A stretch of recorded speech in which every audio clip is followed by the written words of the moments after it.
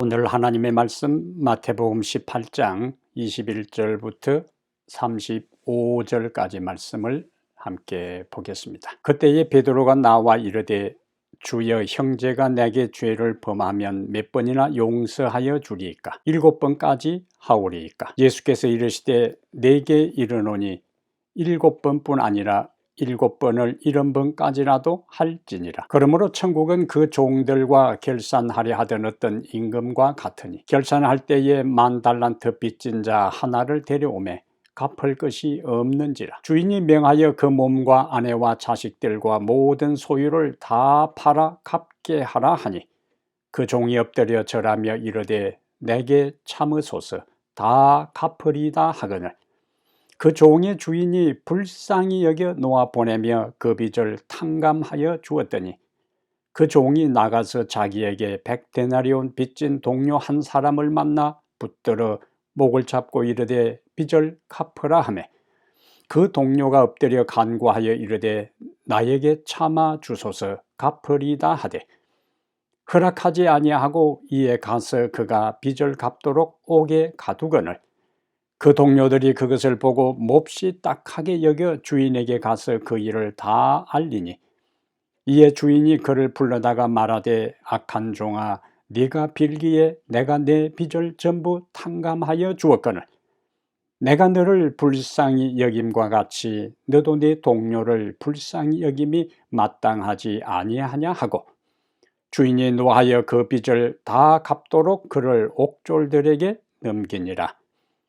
너희가 각각 마음으로부터 형제를 용서하지 아니하면 나의 하늘 아버지께서도 너희에게 이와 같이 하시리라. 아멘. 35절까지 말씀을 함께 보았습니다. 봄이 오는가 싶었는데 날씨가 다시 쌀쌀해졌습니다. 날씨는 비록 변덕이 심하다 할지라도 하나님을 향한 우리의 믿음과 성도들 서로를 향한 우리의 사랑은 변함이 없어야 할 것입니다. 오늘은 마태복음 18장 21절부터 35절을 본문으로 해서 용서 쉽지 않지만 해야 할 일, 용서 쉽지 않지만 해야 할 일, 이런 제목으로 하나님 말씀을 함께 나누겠습니다. 우리는 자신의 죄에 대해서는 무제한 용서, 한계점이 없는 용서를 좋아합니다. 하지만 그것이 나에게 잘못한 다른 사람에 대해서 적용하는 것은 원하지를 않아요. 오늘 본문에 보니까 베드로가 주님께 와서 질문을 합니다. 주님, 형제가 내게 죄를 범하면 몇 번이나 용서해야 합니까? 7번까지 해야 할까요? 랍비들은 3번까지 용서하고 4번째는 용서하지 말라고 가르쳤습니다. 베드로는 랍비들의 한도를 2배로 늘리고 6번 하고 한 번 더 추가하여 완전 수인 7번까지로 늘려서 용서해 줄까요? 라고 예수님에게 질문을 했어요. 예수님의 답변은 7번뿐 아니라 7번을 70번까지라도 용서하라고 말씀을 하신 것입니다. 그러면 예수님이 490번까지는 용서하고 491번이 될 때는 용서하지 말라는 말씀일까요? 그 의미는 아니지요. 용서의 제한을 두지 말고 무한히 용서하라는 것이 예수님의 가르침의 핵심입니다. 아마 이 예수님의 말씀을 듣고 베드로와 제자들은 굉장한 충격을 받았을 것입니다. 왜냐하면 그들만 충격을 받은 것이 아니고 우리도 충격을 받고 있지 않습니까? 우리는 예수님의 말씀에 대해 내가 어떻게 무한히 용서할 수 있을까? 그건 불가능하다고 생각할 것입니다. 맞습니다. 용서는 우리 힘으로 할 수 있는 게 아닙니다. 그러면 우리는 우리 힘으로 할 수 없는데 왜 우리는 용서해야 할까요? 나에게 잘못한 다른 사람을 용서해야 할까요? 우리 힘으로 할 수 없다면 어떻게 다른 사람을 용서할까요?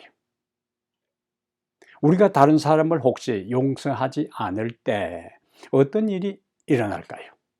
오늘 거기에 대한 해답을 예수님이 말씀하신 한 비유를 통해서 하나하나 해답을 찾아보겠습니다. 오늘 본문에서 첫 번째 우리에게 하시는 말씀이 있습니다. 우리는 하나님께로부터 용서받은 사람들이다. 우리는 하나님께로부터 용서받은 사람들이다. 23절부터 27절까지 그 사실을 오늘 본문은 우리에게 말씀을 해 줍니다. 예수님의 비유의 이야기는 이거예요. 한 신하가 10,000달란트라는 그에게 빚을 왕에게 졌습니다. 그는 왕 앞에 그 빚을 갚지 못한 관계로 왕 앞에 끌려왔어요. 그러나 그는 갚을 능력이 없습니다. 갚을 능력이 있었다면 왕에게 끌려오기 전에 벌써 그 빚을 갚았겠지요. 갚을 능력이 없는 관계로 미루다가 결국 왕에게 끌려 나온 거예요. 왕은 그에게 이야기합니다. 너와 너 아내와 너 자녀들과 네가 가진 모든 것을 다 팔아 빚을 갚으라고 명령을 내려요. 신하는 엎드려 왕에게 간청합니다. 조금만 참아 주십시오. 그러면 제가 다 갚겠습니다. 참아주면은 자기가 갚겠다는 이야기. 신하가 참아주면은 자기가 갚겠다고 이야기했지만은 사실 그 신하에게는 이 엄청난 천문학적인 10,000달란트나 되는 이 빚을 갚을 능력이 없어요.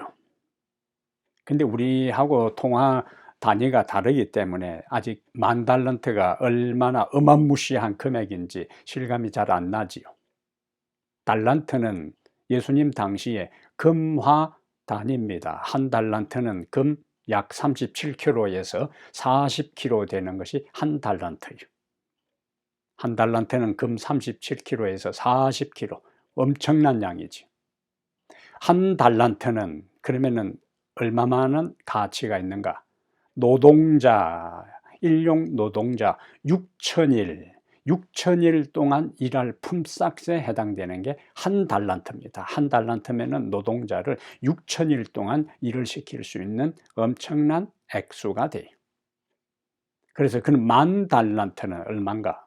노동자 16만 년 일 시킬 수 있는 엄청난 양이 됩니다. 예수님 당시에 로마 정부가 팔레스타인에서 약탈해간, 팔레스타인에서 수탈해간 연간 세금이 금으로 치면은 약 900달란트라 그래요. 팔레스타인 전역에 수탈해간 금이 약 800달란트라고 하는데 이 신하는 왕에게 10,000달란트의 빚을 졌으니까 얼마나 엄청난 금액인지 상상할 수가 있습니다.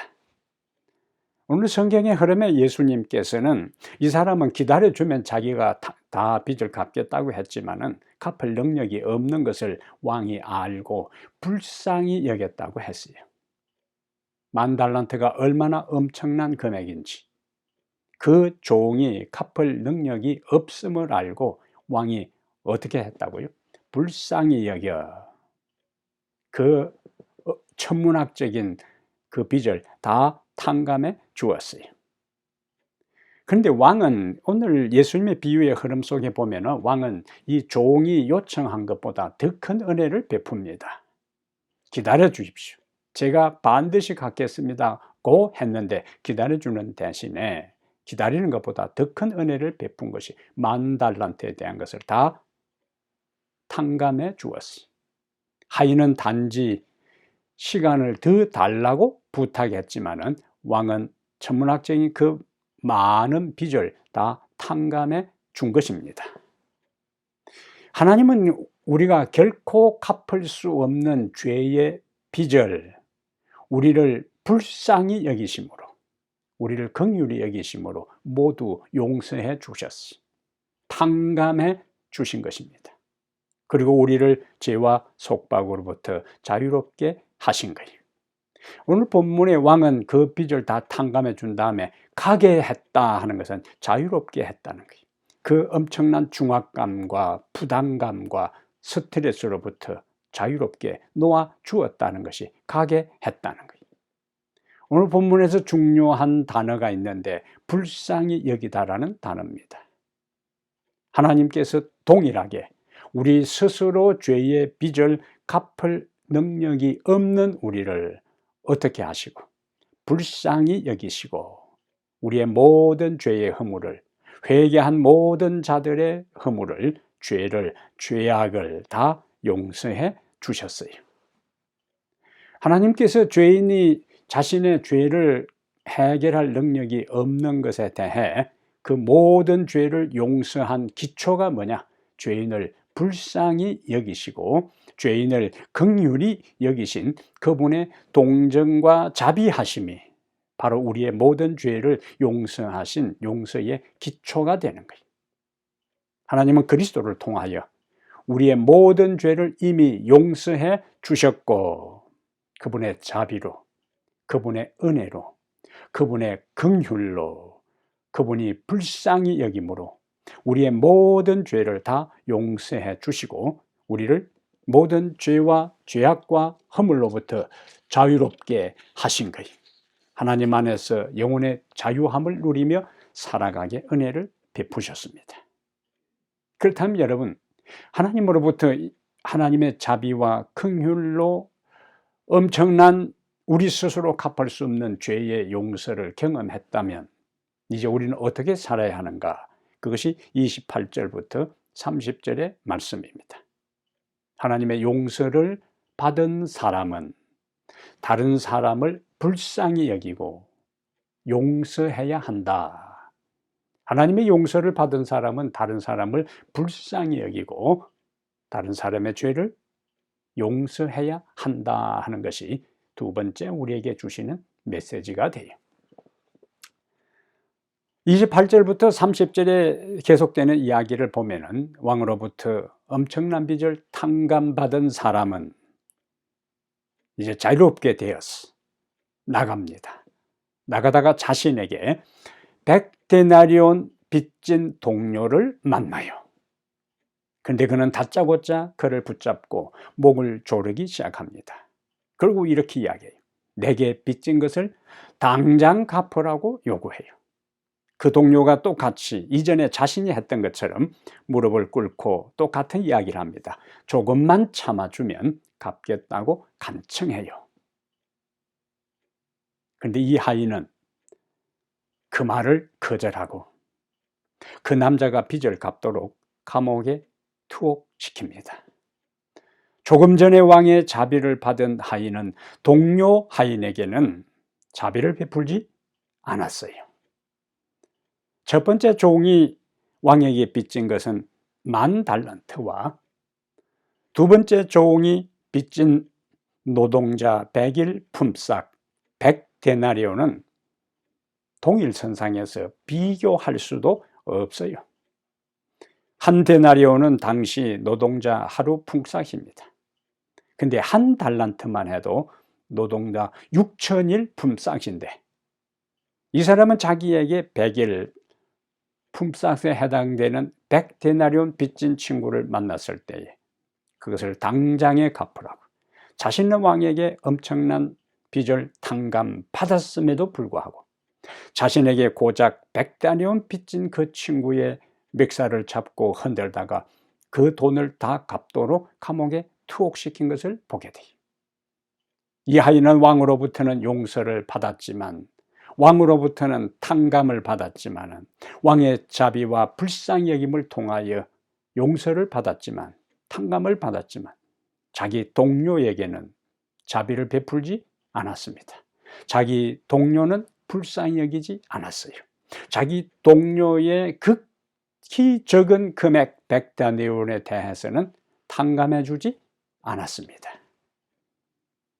성경은 여러 곳에서 반복해서 하나님께로부터 용서받은 사람은 다른 사람을 용서하라는 것을 가르치고 있어요. 교훈하고 있습니다. 근데 여기서 우리가 갈등이 생기는 중요한 문제가 하나 있어요. 정리할 것이 있습니다. 나에게 잘못한 사람이 나에게 찾아와서 회개하면서 용서를 구하면 당연히 용서해 주어야 합니다. 그때는 용서하는 것이 크게 어려운 것은 아니에요. 나에게 실수하고 잘못하고 허물이 있는 사람이 찾아와서 진심으로 뉘우치면서 용서를 구할 때 그런 경우에 용서하는 것은 크게 어렵지 않을 것입니다. 누가복음 17장 3절에 만일 내 형제가 죄를 범하거든 경고하고 회개하거든 용서하라고 했어요. 얼마만큼? 예수님이 오늘 본문에서 말씀하신 것처럼 누가복음 17장 4절에 만일 하루 7번이라도 내게 죄를 짓고 7번 내게 돌아와 내가 회개하노라 하거든 어떻게 해야 되는가? 너는 용서하라. 그렇게 말씀하셨어요. 이거는 용서하는 것이 좋겠다, 용서하지 않겠니? 이렇게 말씀하신 것이 아니고 용서하라고 예수님께서 직접적으로 명령을 하신 것입니다. 그래서 첫 번째는 우리에게 잘못한 사람이 하루 7번이라도 잘못하고 7번이라도 회개하고 용서를 구하면은 7번이라도 용서하라고 했는데, 그럼 회개하지 않는, 나에게 잘못했음에도 불구하고 나에게 상처를 주었음에도 불구하고 나를 힘들게 했음에도 불구하고 자기 잘못을 인정하지도 않고 뉘우치지도 않고 오히려 당당하고 오히려 뻔뻔스럽다면은 그런 사람들의 죄에 대해서는 어떻게 해야 하느냐 하는 문제입니다. 여기에서 우리의 갈등이 시작되는 거예요. 여러분 생각이 어떠세요? 지금 여러분의 머리에 스치는 생각은 무엇입니까? 스치는 대답은 무엇입니까? 나에게 잘못했다고 찾아와서 용서를 구하는 사람은 그래도 내가 용서할 수 있지만은 잘못을 인정하지도 않고 회개하지도 않고 뻔뻔스럽게 오히려 당당하게 구는 사람에 대해서 용서하는 것은 쉬운 일이 아닙니다. 그러한 일에 대해서 우리는 성경적으로 어떻게 정리해야 할까요? 엘렌 G. 화이트는 산상보훈 114페이지에서 명확한 지침을 우리에게 말씀합니다. 산상보훈 114페이지에 어떤 말씀? 무엇에 대한 해답이죠? 회개하지 않는 사람의 죄에 대해서는 어떻게 할 것인가에 대한 해답을 산상보훈 114페이지에서 이렇게 말씀합니다. 우리는 우리에게 해를 끼친 자들이 잘못을 고백하지 않는 한 그들을 용서해 주지 않아도 괜찮다고 생각해서는 안 된다, 그렇게 했어요. 우리의 머릿속에 스쳐간 생각들을 뒤엎잖아요. 우리에게 해를 끼친 자들이 잘못을 고백하지 않는 그들을 용서하지 않아도 괜찮다고 생각해서는 안 된다고 했어요. 물론 회개와 고백으로 마음을 겸손하게 하는 것이 그들의 도리이긴 하나, 그 말은 잘못한 사람이 반드시 자신의 잘못을 깨닫고 뉘우치고 회개하고 용서를 구하는 것이 당연한 일이지만, 우리는 우리에게 잘못을 범한 자들이 그 실수를 고백하든지 하지 않든지 간에 그들에 대하여 긍휼의 정신을 가져야 한다. 그 다음에 말은 더 우리에게 부담이 되는 말씀이, 그들이 우리에게 아무리 심한 상처를 줄지라도 불만을 품거나 상처를 받은 자신을 동정하지 말며 우리가 하나님께 범죄한 것을 용서받으려 하는 것처럼 우리에게 잘못한 모든 사람을 용서해 주어야 한다라고 했습니다. 굉장한 부담이 되는 말씀이, 다른 사람이 우리에게 와서 잘못을 뉘우치고 용서를 구하지 않아도 그들이 용서를 구하는 여부와 상관없이 우리가 하나님 앞에 용서를 받아야 하는 것을 원하는 것처럼 그들의 모든 잘못을 용서해 주어야 한다라고 권면하고 있습니다. 바울은 에베소 4장 32절에서요.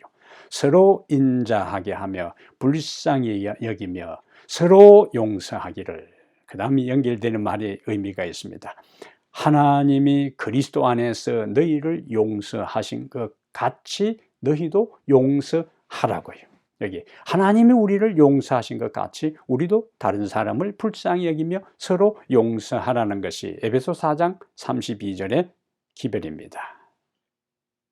우리는 다른 사람이 우리에게 잘못을 회개하는 여부와 상관없이 하나님의 용서를 먼저 경험한 사람으로서 용서하며 살아야 한다는 말씀이, 여기 기준은 하나님이 우리를 먼저 용서해 주었으니까 우리도 다른 사람을 용서해 주어야 한다는 것이 논리적인 말씀입니다. 그리스도께서 우리에게 친히 나타내신 동정과 자비가, 예수 그리스도의 동정과 자비와 사랑이 우리에게 흘러 들어온 것처럼 이제 우리는 다른 사람을 불쌍히 여기고 용서하고 불쌍히 여김으로 예수 그리스도의 사랑이 우리를 통하여 다른 사람의 가슴에 흘러 나가도록 하는 통로가 되어야 된다는 말씀을 우리에게 해주고 있는 것입니다. 그럼 왜 예수님께서 이렇게 쉽지 않는, 너무나 힘든, 잘못을 고백하지도 않고 뉘우치지도 않고 오히려 떳떳하게 당당하게 사는 그런 사람들을, 나에게 잘못한 그 사람을 왜 용서해 주라고 명령형으로 우리에게 말씀하실까요? 우리가 다른 사람을 용서하든 하지 않든 간에 하나님에게는 상관이 없습니다. 여기에 하나님의 깊은 사랑의 의도가 있습니다. 다른 사람이 나에게 찾아와서 용서를 구하지 않을 때 그 사람을 내가 용서하지 않는다고 생각하면 그 사람에 대한 분노가 우리의 마음속에 있습니다. 원한이 깔려 있어요. 미움이 있습니다. 정오가 우리의 가슴 속에 가득 차 있어요. 그러면 우리는 항상 그 사람에 사로잡혀서, 분노에 사로잡혀서, 원한에 짓눌려 미움과 정오에서 우리는 자유를 얻지 못합니다. 배신당하고 버림받고 폭행당하고 학대받고 재정적으로 손실을 당하고 나에 대한 온갖 험담과 부정적인 이야기를 퍼뜨리고 다닌 것에 대해 내가 상처를 입었을 때에 그것이 여러분과 제가 경험하는 것처럼 쉽게 용서가 되지 않습니다. 그것은 우리 인간의 상황에서 당연한 모습이요. 근데 여러분, 용서하기가 쉽지 않다고 해서 배신과 버림과 학대와 재정적 손실과 험담과 비난의 이야기를 들은 것에 대해 용서하지 않고 쉽지 않다고 그것을 그대로 내 마음에 원한과 분노와 미움과 정오를 품고 있다면 그 피해는 고스란히 상대방에게 가는 것이 아니고 고스란히 용서하지 못하는 그 자신의 몫이 되고 마는 것입니다. 용서하지 않고 미움과 정오와 분노와 원한을 마음에 품고 있을 때 그것은 치명적인 독이 되어서 불면증을 가져오기도 하고 소화불량을 초래하기도 하고 당뇨나 고혈압이 되기도 하고 시력이 저하되기도 하고 두통이 발생하기도 하고 정신적, 육체적, 영적으로 많은 문제가 용서하지 않고 그 분노와 원한을 가슴에 그 독을 품고 있을 때 고스란히 그것이 우리에게 치명적인 악영향을 미치게 되는 거예요. 하나님께서 성경의 여러 곳에 반복하여 상대가 성경과 예언신에서 상대가 용서를 구하든 안 하든 상관없이 그들을 용서하라는 것은 바로 그 사람을 위한 것이 아니고 우리 자신을 위해서 예수님께서 당부하신 말씀이 되는 것입니다. 우리를 사랑하고 우리를 살리고 우리가 영적으로 건강하고 정신적으로 안정되고 육체적으로 병들지 않고 살아가도록 하기 위해 우리에게 잘못한 모든 사람을 어떻게 하라고요? 다 용서하라고.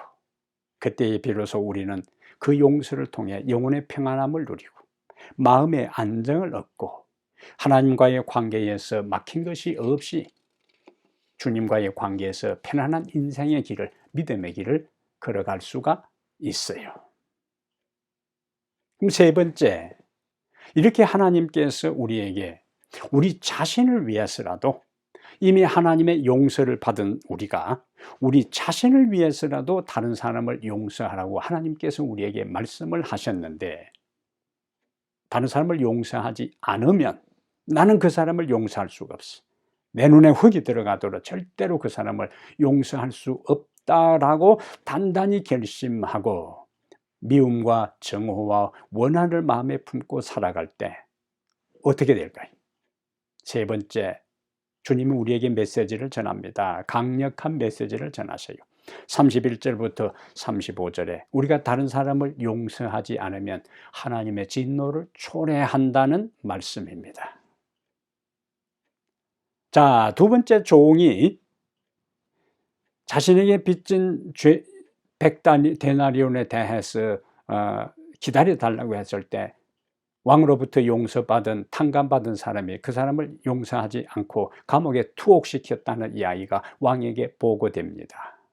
왕은 동료에게 자비를 베풀지 않은 종을 소환합니다. 그리고 말씀하시는 게 있어요. 악한 종아, 네가 빌기에 내가 네 빚을 전부 탕감해 주었다.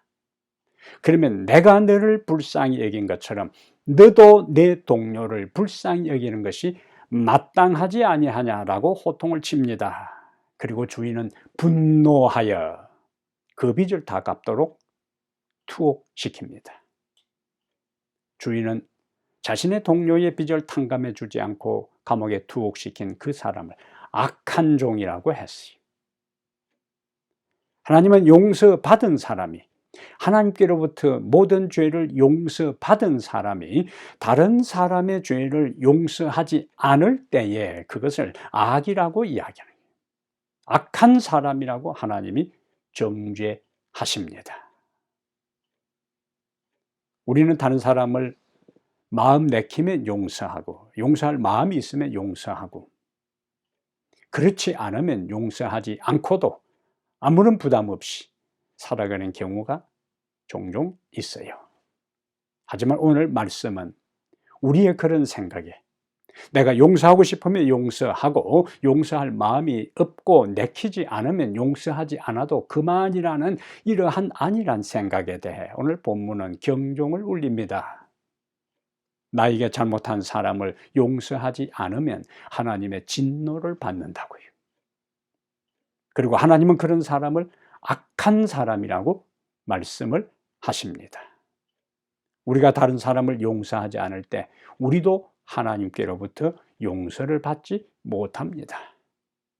오늘 본문 35절에 너희가 각각 마음으로부터 형제를 용서하지 아니하면 나의 하늘 아버지께서도 너희에게 이와 같이 하시리라고 했어요. 마태복음 6장 15절에는 너희가 사람의 과실을 용서하지 아니하면 너희 아버지께서도 너희 과실을 용서하지 아니하시리라고 했습니다. 실물교훈 251페이지에는 다른 사람에게 긍휼을 베풀지 않는 자는 자기 자신이 하나님의 용서하시는 은혜에 참여하지 못했다는 것을 드러낸다라고 했습니다. 비록 한때 우리가 잘못한 죄를 하나님께로부터 용서받은 사람이라 할지라도 그 용서받은 그 은혜를 다른 사람에게 베풀지 아니한다면 내가 이전에 하나님으로부터 용서받은 은혜를 거절하고 부인하는 격이 되고 마는 겁니다. 그리고 그런 사람은 결국에 하나님께로부터 분리되고 죄의 사함을 받기 전에 똑같은 상태로 돌아가고 말아요. 그는 자기가 회개한 것을 부인했고 그의 죄는 회개하지 아니했던 것처럼 그에게 머물러 있는 것입니다. 그러므로 사랑하는 여러분, 하나님께 대한 우리의 죄는 매우 큽니다. 그런데도 하나님은 회개하는 우리의 죄를 그분의 자비, 우리를 불쌍히 여김으로 용서해 주셨어요. 우리가 용서받은 그 죄와 다른 사람이 우리에게 잘못한 죄를 비교해 보면 그 수와 그 규모는 우리가 하나님께 범한 죄보다 훨씬 적습니다. 비교할 수도 없습니다. 그러므로 우리는 다른 사람의 죄를 용서해 주어야 하는 것은 우리가 먼저 하나님께로부터 죄를 용서받았기 때문에 다른 사람의 허물과 잘못과 죄를 용서해 주는 겁니다. 다른 사람을 용서해 주는 모든 용서의 근거는 우리가 하나님께로부터 자비를 경험했고 은혜를 경험했고 불쌍히 여김을 경험했기 때문에 다른 사람에게 자비를 베풀고 은혜를 베풀고 불쌍히 여기는 겁니다.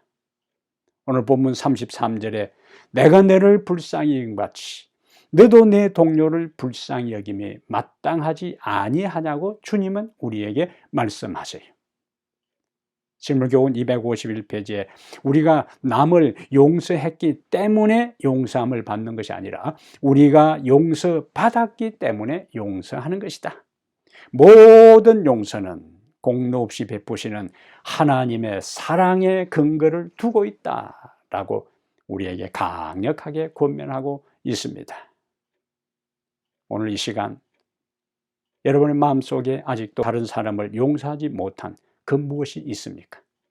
여러분의 머릿속에 그 사람을 떠올리면 진저리가 나고 자다가도 벌떡 일어나고 밤낮이 떨어지고 고통, 그 사람에게 받은 상처 때문에 힘들어하는 것이 있습니까?